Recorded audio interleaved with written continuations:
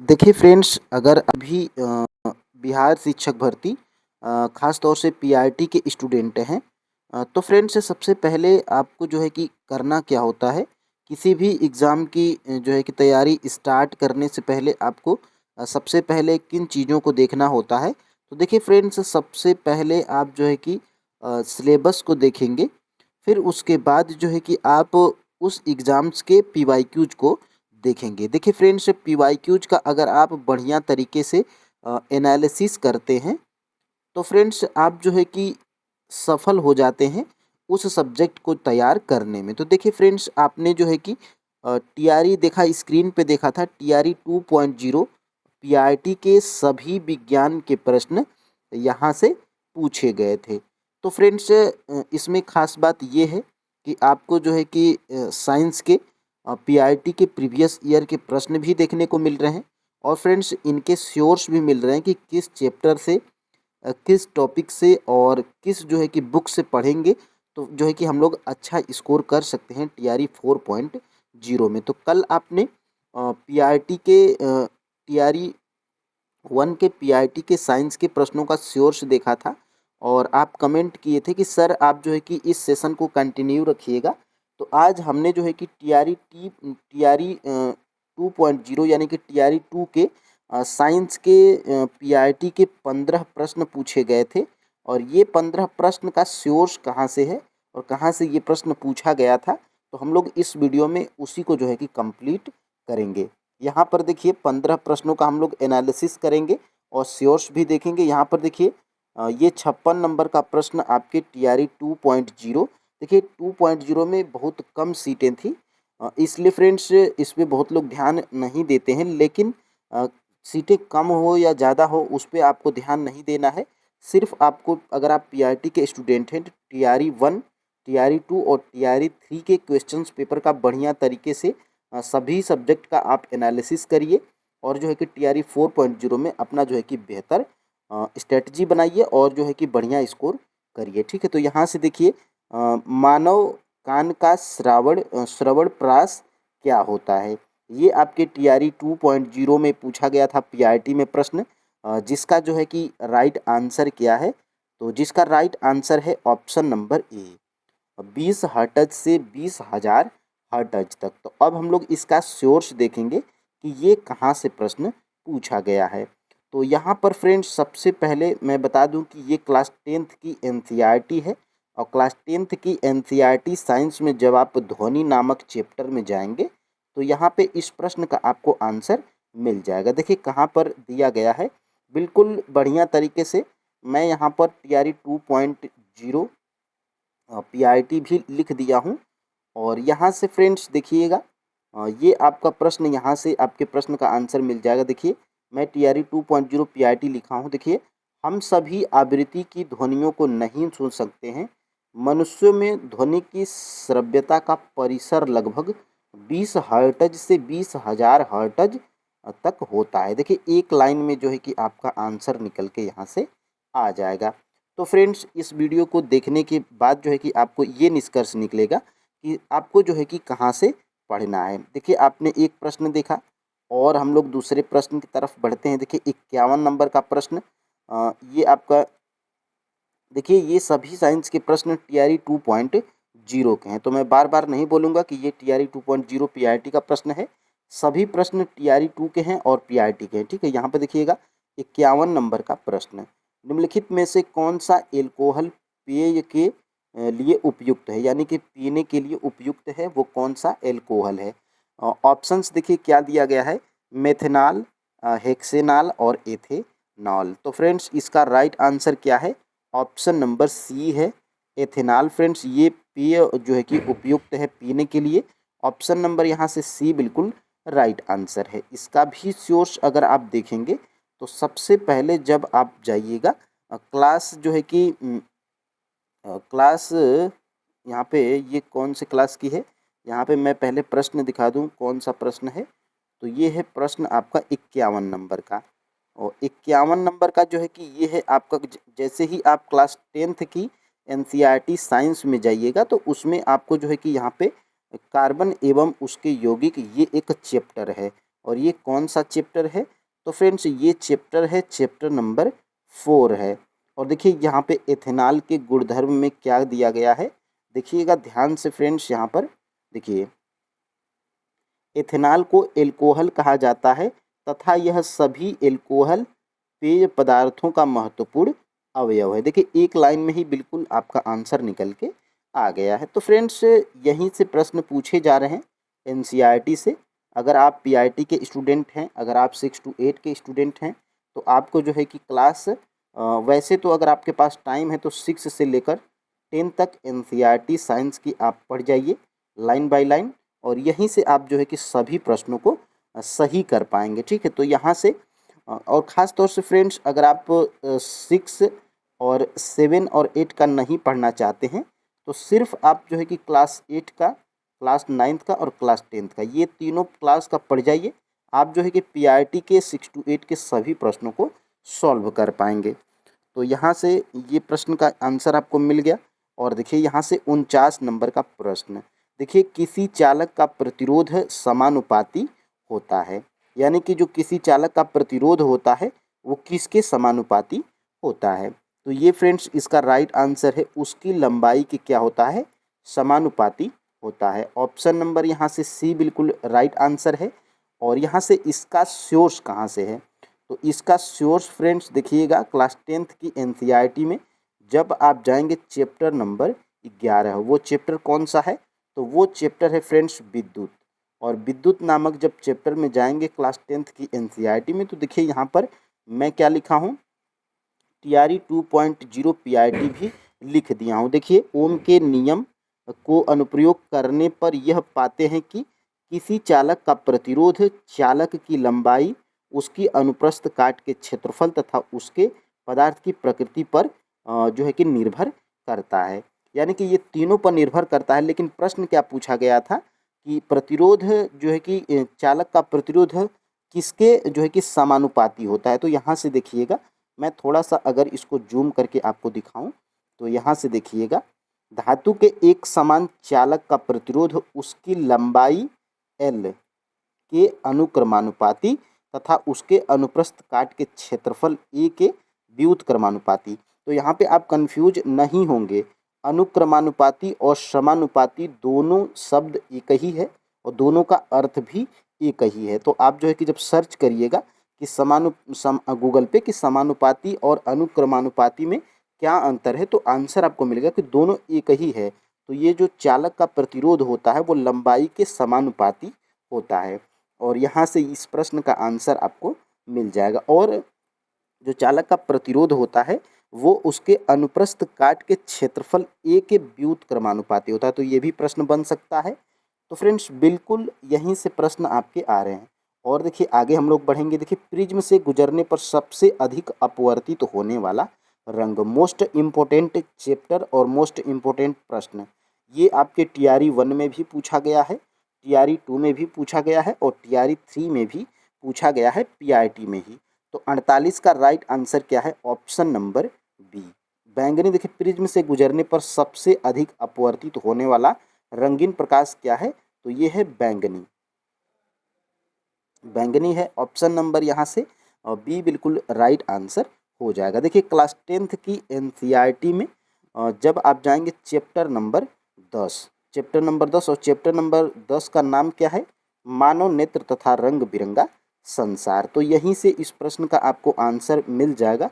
देखिए पर्दे पर दिखाई देने वाले वर्णों का क्रम क्या है, तो सबसे अधिक अपवर्तित होने वाला रंग बैंगनी, उसके बाद जामुनी, फिर उसके बाद नीला, फिर उसके बाद हरा, फिर उसके बाद पीला, फिर उसके बाद नारंगी, फिर उसके बाद लाल। तो सबसे कम अपवर्तित यहाँ पे देखिएगा, लाल प्रकाश सबसे कम झुकता है या सबसे कम अपवर्तित होता है, जबकि बैंगनी सबसे अधिक अपवर्तित होने वाला रंगीन प्रकाश है। तो यहीं से इस प्रश्न का आपको आंसर मिल जाएगा। अब देखिए फ्रेंड्स ये भी प्रश्न आपके टीआरई 1 में भी, टीआरई 2 में भी और टीआरई 3 में भी पूछा गया है। खाने के डिब्बों पर जस्ता के बजाय टीन की परत चढ़ी होती है क्यों? तो देखिए फ्रेंड्स जब आप गूगल करेंगे तो जस्ता और टीन नहीं, जस्ता और जिंक ये दोनों क्या हैं, ये एक ही हैं फ्रेंड्स। ठीक है, आप कमेंट जो है कि सर्च करके देख लीजिएगा, जस्ता। और टीआरई 1 में क्या पूछा था, जिंक के बजाय टीन की परत क्यों चढ़ी होती है। और टीआरई ये देखिए टीआरई 2 में क्या पूछ दिया है, जस्ता के बजाय टीन का उपयोग। तो जस्ता और टीन दोनों एक ही है और इस प्रश्न का आंसर क्या है, टीन की तुलना में जो है कि जस्ता अधिक प्रतिक्रियाशील होता है। तो ऑप्शन नंबर यहाँ से सी बिल्कुल राइट आंसर है। और यहाँ से इस प्रश्न का सोर्स क्या है, तो इस प्रश्न का जो है कि सोर्स यही है कि क्लास 10th की एनसीईआरटी और चैप्टर नंबर 3 में जाएंगे। और चैप्टर नंबर 3 क्या है, धातु एवं अधातु। और यहीं से देखिए एक और प्रश्न आपके टीआरई 3 में पूछा गया था, जिसको मैं कल बताऊंगा। और यहाँ पे आज भी देख लीजिए, देखिए क्या प्रश्न पूछा गया है टीआरई 3.0 पीआईटी में कि लौह स्तंभ कहाँ पर स्थित है। तो लौह स्तंभ फ्रेंड्स दिल्ली में स्थित है। और ये आपके क्लास 10th की एनसीईआरटी चैप्टर नंबर 3 धातु एवं अधातु नामक चैप्टर में जो है कि लौह स्तंभ का उल्लेख भी किया गया है। तो यहीं से ये प्रश्न देखिए टीआरई 3.0 री एग्जाम पीआईटी भी मैं यहाँ पे लिख दिया हूँ। अब आपके आते हैं आंसर पे। तो यहाँ से देखिएगा, यहाँ से ध्यान से देखिएगा, लोहे एवं इस्पात, थोड़ा सा मैं जूम करूँगा। यहाँ पे देखिए लोहे एवं इस्पात को जंग से सुरक्षित रखने के लिए उन पर जस्ते और जिंक, देखिए जस्ता और जिंक दोनों एक ही है, कि पतली परत चढ़ाने की विधि को यसद लेपन कहते हैं। और देखिए जैसे ही ये चैप्टर ख़त्म होगा और इस चैप्टर के लास्ट में जो है कि 3-4 जो है कि बहुविकल्पी प्रश्न दे देता है। और इसमें देखिए खाद्य पदार्थों के डिब्बों पर जिंक की बजाय जो है कि टीन का लेप होता है, क्यों। तो इसका राइट आंसर क्या है, टीन की अपेक्षा जिंक अधिक अभिक्रियाशील होता है। देखिए मैं टीआरई 1 पीआरटी फर्स्ट शिफ्ट भी लिखा हूँ और ये आपके टीआरई 2 में भी प्रश्न पूछा गया है। तो बिल्कुल फ्रेंड्स सोर्स आपके यही हैं। बस आपको देखिए किसी अगर आप सोचेंगे कि कोई कॉमन जीके जीएस की बुक को रख के हम लोग पढ़ लें, तो वैसे भी सभी किताबें अच्छी होती हैं फ्रेंड्स, लेकिन एनसीईआरटी से डायरेक्टली प्रश्न उठाए जा रहे हैं। देखिए धातु निष्कर्षण में निम्नलिखित में से किसका उपयोग किया जाता है। तो धातु निष्कर्षण में जो है कि निम्नलिखित में से जो है कि इसमें कोक का उपयोग किया जाता है। ऑप्शन नंबर यहाँ से ए बिल्कुल राइट आंसर है। और इसका सोर्स की बात करेंगे तो जैसे ही आप जाएंगे क्लास 10th की एनसीईआरटी, देखिएगा यहाँ से कितने नंबर का, 47 नंबर का प्रश्न है। क्लास 10th की एनसीईआरटी चैप्टर नंबर 3 है, क्या है, तो धातु एवं अधातु। और यहीं से ये प्रश्न जो है कि बनाया गया है।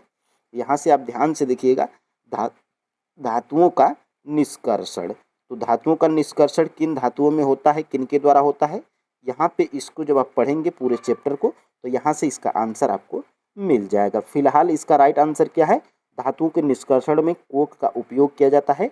और कोक क्या है, तो फ्रेंड्स कोयले का ही एक उत्पादित रूप है। और यहाँ से देखिएगा माचिस के डिब्बे में रगड़ने वाली सतह मौजूद मुख्य रासायनिक घटक क्या है। यानी कि ये तो बेसिक प्रश्न है फ्रेंड्स, अगर आप कोई भी कॉमन जो है कि एग्ज़ाम की तैयारी करते रहे होंगे तो ये आपको पता होगा कि जो माचिस की जो डिब्बी होती है उस पर जिस पे हम तिल्ली को रगड़ते हैं तो उस पर फास्फोरस जो है कि रासायनिक फास्फोरस नामक पदार्थ लगा होता है, जो देखिए भूरा कलर का होता है। तो इसका राइट आंसर क्या है, ऑप्शन नंबर बी। तो इस जो है कि प्रश्न का जो है कि आंसर क्या है, ऑप्शन नंबर बी। और फ्रेंड्स यहाँ से देखिएगा 52 नंबर का प्रश्न, किसी ईंधन की दक्षता के संदर्भ में व्यक्त की जाती है। यानी कि ईंधन को किस में मापा जाता है, तो उसके कैलोरी मान में मापा जाता है। ऑप्शन नंबर यहाँ से बी फ्रेंड्स बिल्कुल राइट आंसर हो जाएगा। तो बेसिक प्रश्न है।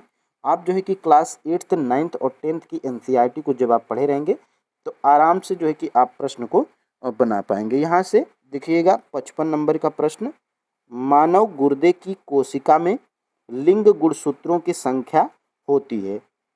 तो इसमें जो है कि देखिएगा यहाँ पे प्रश्न देखिए कंफ्यूज मत होइएगा, लिंग गुणसूत्रों की संख्या कितने जोड़ी होती है, एक जोड़ी होती है कि दो जोड़ी होती है कि तीन जोड़ी होती है।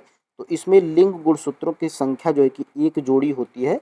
यहाँ पे ऑप्शन नंबर क्या राइट आंसर है, ऑप्शन नंबर ए। और इसका सोर्स देखिए फ्रेंड्स, यहाँ से जब आप जाइएगा इसमें कौन से नंबर का प्रश्न है, थोड़ा एक बार देख लेता हूँ यहाँ पे 55 नंबर का। तो जाएंगे आप क्लास 10th की एनसीईआरटी और चैप्टर नंबर 8। चैप्टर नंबर 8 देखिए अनुवांशिकता, और अनुवांशिकता से एक प्रश्न आपके पीआरटी में ज़रूर पूछा जाता है, जो कि बहुत ही बेसिक है। 2 या 3 पेज का ये चैप्टर है और इससे प्रश्न बन रहा है। तो यहाँ पे देखिएगा मैं TRE 2.0 पीआरटी भी लिखा हूँ, यानी कि यहीं से आपका जो है कि इस प्रश्न का आंसर मिलेगा। तो यहाँ पे देखिएगा मानव में अधिकतर गुणसूत्र माता और पिता के गुणसूत्रों के प्रतिरूप होते हैं।